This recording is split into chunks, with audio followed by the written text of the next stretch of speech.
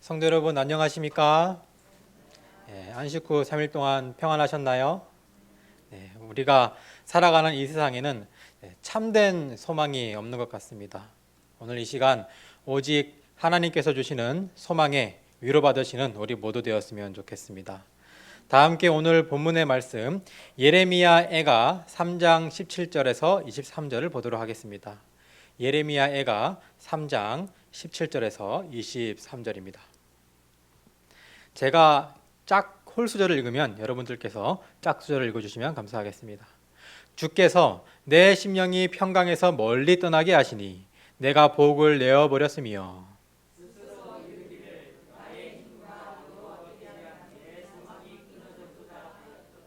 내 고초와 재난 곧 쑥과 담즙을 기억하소서.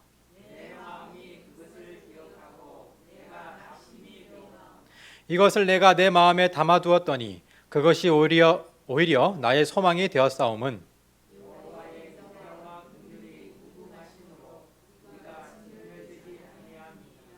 이것들이 날 아침마다 새로우니 주의 성실하심이 크시도소이다. 아멘. 오늘은 내 소망이 끊어졌다 느껴질 때라는 제목을 가지고 함께 말씀을 나누고자 합니다. 시편 23편 1절입니다. 다 함께 읽어보겠습니다. 시작. 여호와는 나의 목자시니 내게 부족함이 없으리로다. 예레미야 29장 11절입니다. 시작. 나 여호와가 말하노라. 너희를 향한 나의 생각은 내가 아니니 제가 아니라 곧 평안이요 너희 장래에 소망을 주려 하는 생각이라.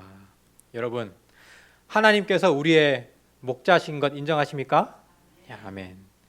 우리의 목자셔서 정말 부족함이 없으십니까? 왜 저는 부족하다 느낄 때가 많을까요? 하나님이 우리의 목자라서 부족함이 없어야 되는데 왜 우리는 살면서 부족함을 느끼며 살아갈까요?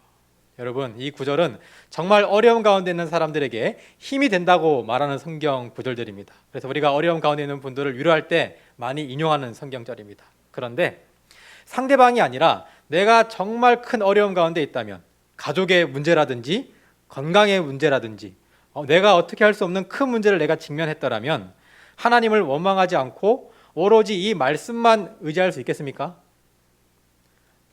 어떻습니까? 이 말씀만 들으면 의지가 됩니까? 아니면 이 말씀을 듣고도 걱정이 여전히 됩니까? 살아가다 보면 삶에 이런 문제들이 여러 번 찾아오는 분들도 있고 한두 번 찾아오는 분들도 있습니다. 가장 확실한 것은 우리가 아무것도 할 수 없는 어려움에 우리는 여러 번 빠진다고 하는 것이죠. 학생 전도사 시절에 연세가 많으신 집사님께서 이런 말씀을 하셨습니다. 뉴스에서 사건 사고들이 일어나면은 남의 일인 줄 알았는데 지금까지 쭉 살아보다 보니까 다 그 뉴스에 나오는 이야기들이 내 이야기였고 나의 가족의 이야기였다라고 이야기하는 겁니다. 맞습니다. 수많은 불행한 사건들의 이야기는 남의 이야기가 아니라 어떻게 보면 누구의 이야기입니까? 나의 이야기입니다. 우리 가족, 우리 교회, 나의 일인 것이죠. 이러한 어려움이 우리에게 닥칠 때에 성경 말씀들이 전혀 위로가 되지 않을 때가 있다고 하는 것입니다. 하나님, 해도 너무합니다. 이것이 정말 나에게 장래에 소망을 주려는 최선의 방법입니까? 라고 기도할 때가 온다고 하는 것입니다. 다른 사람들의 위로의 말이 전혀 들리지 않을 때가 있습니다. 지금 나의 말 못할 고통을 누구도 이해해주지 못한다라고 생각이 들 때도 있습니다. 그리고 하나님마저 나의 고통을 외면한다고 느껴질 때가 있습니다. 이렇게 느껴질 때 우리는 어떻게 해야 될까요? 이 고통을 통해 하나님께서 당신을 더 성장시킬 것입니다. 고통은 사단이 주는 것입니다. 더 간절하게 기도하십시오. 이런 위로의 말이 위로가 됩니까 안 됩니까? 이럴 때에 위로가 되지 않는다고 하는 것이죠. 근데 저도 이러한 위로의 말을 여러 번 건넨 것 같습니다. 고통은 하나님께서 주시는 것이 아니니 더 기도하십시오. 이 고통을 통해 당신은 더 성장할 것입니다. 근데 정작 고통 가운데 있는 사람은 그런 말을 들었을 때에 위로보다는 상처를 받는다고 하는 것이죠. 삶의 고통들이 하나님을 더 찾게 할 수도 있습니다. 근데 반대로 삶의 고통들 때문에 하나님을 떠나는 신앙인들이 은근히 많다고 하는 것이죠.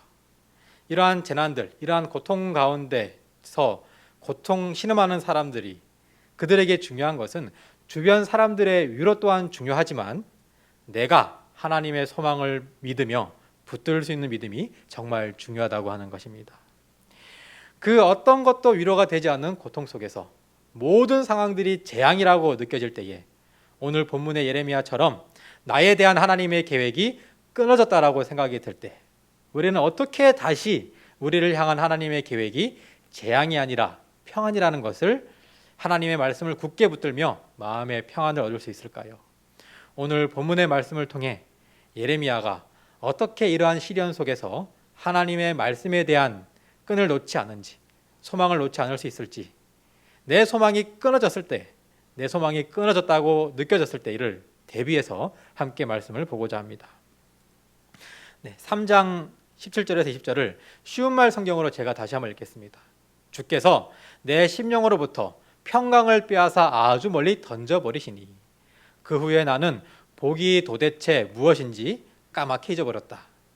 그래서 나는 스스로 말하기를 내 모든 힘은 쇠약해졌고 주를 향한 내 소망의 줄도 마침내 끊어져 버리고 말았다 하였도다. 주여, 내가 겪은 고난과 고통의 나날들, 곧 쓴죽과 쓸개즙 같은 모든 날들을 기억하소서.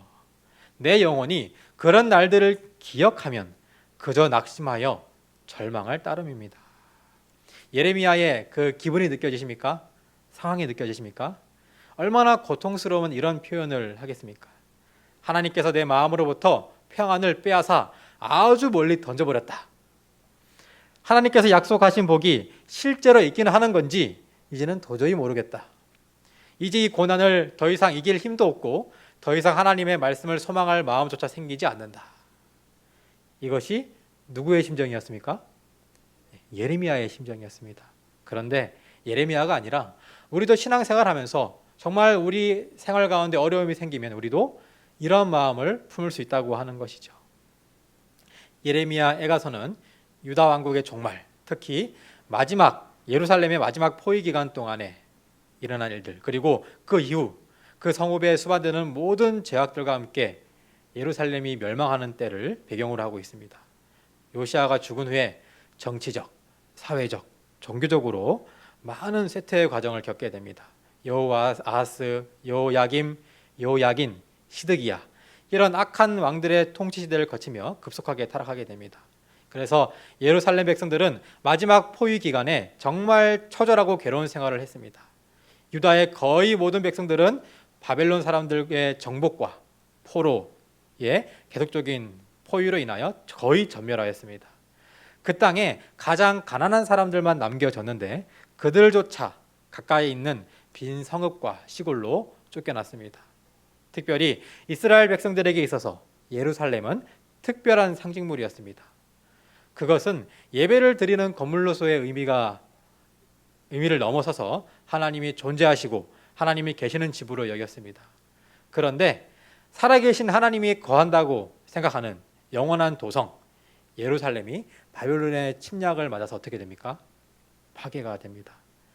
이스라엘 백성들에게 예루살렘 성전이 이방의 침략을 받아 불타고 무너져 버린다는 것은 이스라엘 백성들에게 있어서는 하나님이 불타버리는 것과 마찬가지의 충격을 받았습니다. 그리고 유다의 왕은 두 눈이 뽑힌 채로 사슬에 묶여서 바벨론으로 끌려갑니다. 왕족들, 귀족들 역시 모두 포로가 되었습니다. 이것은 이스라엘 백성들이 신앙적으로, 현실적으로, 시대적으로 도저히 받아들일 수 없는 큰 충격이었고 절망적인 상황이었습니다. 이제 하나님은 이 땅에서 사라졌는가? 우리에게 더 이상 희망이 없는가? 예레미야 선지자는 이 물음을 놓고 눈물로 밤을 지새우며 하나님께 기도를 하는 날들을 보냈습니다. 예레미야의 심정은 이 하늘에서 내려온 소망의 줄이 끊어지는 심정이었습니다.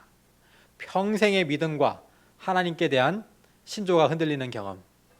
그런데 여기서 예레미야는 무엇을 발견합니까?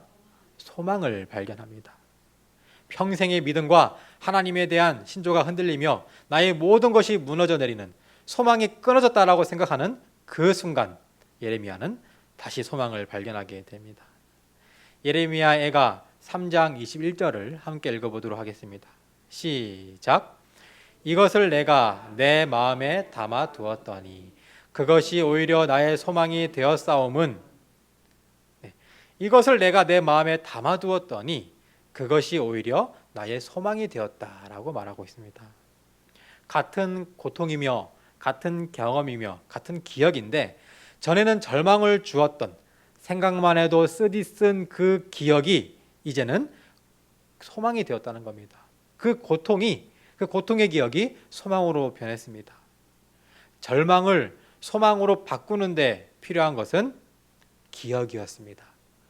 절망을 소망으로 바꾸는데 필요한 것이 무엇이었다고요? 기억이었습니다. 개역 한글 성경은 이 구절을 이것을 내가 내 마음에 담아 두었더니를 이렇게 번역하고 있습니다. 중심에 회상한즉 오히려 소망이 있다. 고통 중에서 곰곰이 생각해 봤다는 겁니다. 고통 중에 곰곰이 정신을 차리고 이성적으로 곰곰이 생각해 봤다는 겁니다. 그랬더니 그 고통 가운데 오히려 소망이 있었다는 것입니다. 신학자 존 파이퍼 목사는 이런 말을 했습니다. 소망을 위협하는 것들 중 하나는 하나님의 약속에 대한 망각이다. 우리는 하나님의 약속에 대한 망각을 항상 하며 살아갑니다. 하나님의 약속을 잊으며 하나님께서 하신 우리에 대한 그 보증의 말씀을 잊으며 살아갑니다. 우리가 절망에 빠질 때 더욱더 하나님을 의지하며 하나님의 소망의 섭리를 찾는 신앙인이 있는 반면 삶에 문제가 생겼을 때에 교회를 떠나며 하나님을 떠나며 하나님을 증오하는 신앙인이 있습니다. 이 두 신앙인의 차이점은 기억입니다. 기억이라는 것입니다. 예루살렘 성전이 불타고 하나님의 백성들이 죽임을 당하고 이방 민족의 포로가 되며 나라를 잃는 엄청난 고통의 시간들, 그 어떤 것으로도 위로가 되지 않을 사건과 시간들, 절망에 빠진 예레미야가 그 악몽 같은 기억 속에서 하나님의 소망을 찾은 것은 하나님의 약속을 기억하는 것이었습니다. 하나님의 약속의 말씀을 곰곰이 생각하는 것이었습니다. 시대의 소망 83페이지를 함께 보도록 하겠습니다. 여기 우리들의 이야기가 나옵니다. 우리는 다른 사람들과 서로 사귀는 가운데 예수님을 잊어버리거나 무관심하게 지나쳐 버림으로 그분이 우리와 함께 계시지 않게 하는 일이 없도록 조심해야 할 것이다. 우리가 너무 세상 일에 정신을 빼앗겨 영생의 소망의 중심이 되시는 그분을 전혀 생각하지 않는다면 우리는 예수님과 하늘 천사들과 분리된다. 이것이 그리스도를 따르노라고 하는 자들 가운데 낙담이 빈번하게 존재하는 이유다.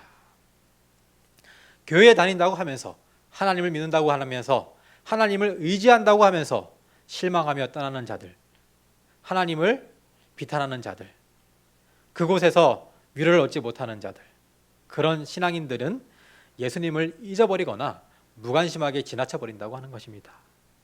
그 이유가 낙담이 빈번하게 존재하는 이유라고 하는 것이죠.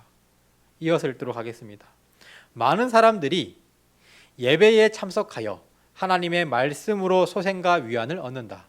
그러나 그들은 묵상과 경성과 기도를 등한히 함으로 말미암아 축복을 잃어버리고 그것을 받기 전보다 더욱 심한 결핍에 빠져 있는 자신을 발견한다. 그들은 흔히 하나님께서 그들을 가혹하게 취급하셨다고 생각한다. 하나님 왜 이러십니까? 도대체 나한테 왜 이럴 수 있습니까? 나에게 이것이 최선입니까? 하나님을 원망하는 자들, 그들의 공통점은 개인적인 묵상과 경성과 기도를 등한히 한다고 하는 것이죠. 그래서 예배에 참석하면서 예배에서 얻는 그 말씀으로 가지고 모든 것을 다 해결하려고 한다는 것이죠. 예배에 참석하여 위로를 얻고 예배에 참석하여 한 일주일에 얻을 수 있는 말씀을 얻어간다고 생각하는 것이죠. 그런데 우리에게 중요한 것은 묵상과 경상과 기도라고 하는 것입니다. 중요한 것이 무엇이라고요? 묵상과 경성과 기도. 이 경성이라는 단어가 어려워서 제가 옆에 설명을 해두었습니다. 정신을 차려 그릇된 행동을 하지 않도록 타일러 깨우치는 것. 우리에게 정말 중요한 것은 하나님과 우리와의 개인적 관계라고 하는 것이죠. 그리스도인들이 낙담에 빠질 때에, 그리스도인들이 하나님에 대한 원망이 커질 때에, 그리고 내 소망이 끊어졌다고 느껴졌을 때에 우리는 생각해 봅시다. 첫째, 우리가 고난에 너무나 지쳐서 하나님의 약속을 잊지는 않았는가? 둘째, 설교 말씀으로만 위안을 얻으며 하나님과의 개인적인 만남의 시간은 없지 않은가? 셋째, 차분하게 곰곰이 생각할 시간이 없지는 않았는가? 예레미야는 차분히 생각하며 곰곰이 생각했습니다. 고난을 잠시 내려두고 하나님의 약속의 말씀을 생각해 봤습니다. 예레미야는 이렇게 고난 가운데서도 하나님께서 주시는 소망을 다시 찾을 수 있었습니다. 예레미야가 고난 중에 찾은 소망을 함께 읽어보도록 하겠습니다. 이것을 내가 내 마음에 담아두었더니 그것이 오히려 나의 소망이 되었사오면. 우리 빨간색 글씨 다 함께 읽겠습니다. 시작. 여호와의 인자와 긍휼이 무궁하심으로 우리가 진멸되지 아니하니이다. 아멘. 우리의 삶 속에서 하나님의 소망을 찾으시는 우리 모두가 되었으면 좋겠습니다. 옆에 계신 분들에게 인사하겠습니다. 하나님의 소망을 찾으십시오. 하나님의 소망을 찾으십시오. 네. 하나님의 인자와 긍휼이 무궁하심으로 우리가 진멸되지 아니합니다. 이러한 하나님의 소망을 찾으시는 우리 모두 되었으면 합니다. 예레미야는 이렇게 마음의 평안을 얻었습니다. 평안을 얻고 이렇게 말합니다. 3장 23절 다 같이 읽겠습니다. 시작. 이것들이 아침마다 새로우니 주의 성실하심이 크시도소이다. 하나님의 계획이 아침마다 새롭다는 것입니다. 이스라엘 백성을 향한 하나님의 계획에 날마다 놀란다는 것입니다. 예전에 어땠습니까? 하나님이 아무것도 하시지 않는 것 같습니다. 나는 이렇게 어려운데 하나님은 어디 계시는가? 나는 이렇게 힘든데 하나님은 무엇 하시는가? 원망했습니다. 하나님께서 우리를 향한 소망의 줄을 끊어버린 건 아니신지 두려워했습니다. 그런데 이제는 매일 깜짝깜짝 놀란다는 겁니다. 하나님이 아무것도 안 하시는 줄 알았는데 하나님의 성실하심이 어떻다고요? 크다고 하는 것이죠. 성실하게 우리를 소망으로 이끌고 계신다는 것을 그들이 느끼고 알게 되었던 것이죠. 주님은 절대 포기하지 않으시죠 라는 찬양의 가사를 여러분들에게 소개하도록 하겠습니다. 내 모든 소망이 끊어졌다 해도, 내 모든 기회가 없어졌다 해도, 좌절과 절망이 나의 앞에서 나를 가린다 해도, 내 모든 희망이 사라졌다 해도, 내 모든 계획이 무너졌다 해도, 슬픔과 고통이 나의 앞에서 나를 가린다 해도 주님은 절대 포기하지 않으시죠. 내가 모든 걸 포기할 때 나를 일으키죠. 주님은 나를 너무도, 나를 영원히 나를 사랑하죠. 주님은 절대 포기하지 않으시죠. 내가 모든 걸 포기할 때 나를 일으키시죠. 주님은 나를 너무도 나를 영원히 나를 사랑하죠. 우리 마지막 줄을 다 같이 한번 읽어보겠습니다. 주님은 나를, 시작. 주님은 나를 너무도 나를 영원히 나를 사랑하죠. 아멘. 내가 모든 걸 포기할 때 나를 일으키죠 라는 가사가 참 공감이 많이 됩니다. 나를 어려움에서 건져낼 것 같은 정말 많은 줄들이 있습니다.